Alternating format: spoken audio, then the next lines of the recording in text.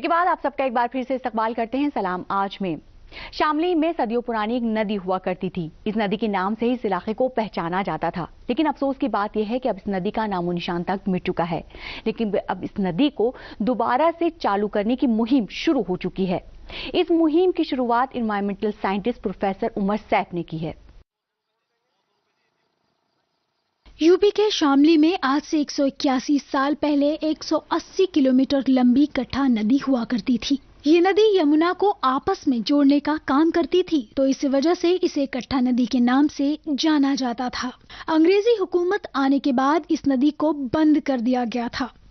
इस नदी को फिर से शुरू करने की एक मुहिम इन दिनों शामली में चलाई जा रही है। इस नदी को जिंदा करने की कसम environmental scientist professor Umar Saif ने खाई है। उमर को रुड़की इंजीनियरिंग कॉलेज के 600 साइंटिस्ट, इंजीनियर्स और ग्राम प्रधान समेत सैकड़ों लोगों का साथ मिल रहा है।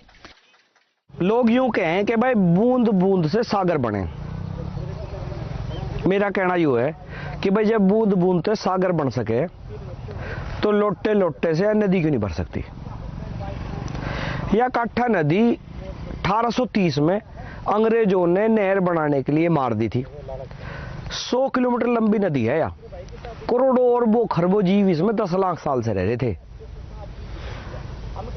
बस हमने ये प्रण करा, अब हम इस नदी को जिंदी करेंगे, इसके जानवरों को पुनः बसाओगे, और जो जानवर यहाँ लाखों साल करोड़ों साल से रहते आ रहे थे, जब हिमालय बना उस समय से आ रहे थे, हम उनका पुनर्वास करने तक अपनी ये लड़ाई और ये प्रयास जारी रखेंगे। इस पे हम लोगों ने एक मुहिम शुरू करी।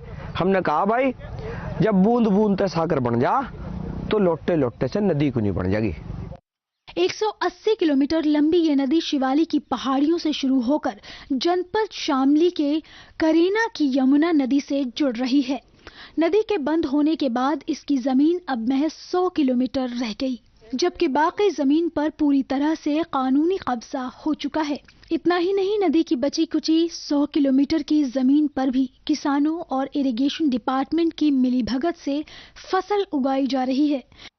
मेरा जो सारा ध्यान रहेगा वो दो चीजों पर रहेगा कि इसके अंदर पानी के स्रोत कहां से आए और इसमें हमें कितना पानी चाहिए, कितना पानी इसके अंदर रह पाएगा, कितना नीचे चला जाएगा, इसके जल स्तर को कैसे मेंटेन करना, उसको बनाए रखना, और दूसरा इस जल को डेड ना होने दें, इस जल को मरा हुआ जल ना बनने दें, इसको कैसे हम एक प्रभावी जल जिसके अंदर जीवन मौजूद हो, कैसे उसके अंदर हम ऑक्सीजन को मिक्स कर सकें, ऑक्सीजन की मात्रा को बढ़ा सकें, ताकि इसमें मछलियां और अन्य जीव जंतु बने रहें।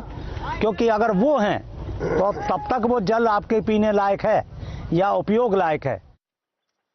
आजादी के 6 दशक बीतने के बाद इस नदी को फिर से आबाद करने की किसी सरकार ने नहीं सोची। 181 साल पुरानी इस नदी की जमीन पर 45 लाख वर्ग किलोमीटर गैर कानूनी कब्जा हो चुका है। इंतजामिया की लापरवाही से किसानों की खूब हरियाली हो रही है। अंग्रेजी हुकूमत के दौरान बंद हुई इस नदी को अब फिर से चालू करने की मुहिम तेजी से चल रही है। मकामी लोगों ने इस नदी को फिर से आबाद करने की कसम खाई है। आपको बता दें कि इस 180 किलोमीटर की नदी के आसपास ना तो कोई फैक्ट्री है और ना ही इसे गंदा करने वाली कोई दूसरी चीज। अगर ये नदी चालू होती है तो इससे माहौलियात और मकामी लोगों को काफी फायदा होगा। जी सलाम के लिए शामली से सैयद अब्बास मेहदी की रिपोर्ट। नोएडा से शाया होने वाला रोजनामा अखबार हिंद की जमीन के 16 साल मुकम्मल होने पर एक प्रोग्राम का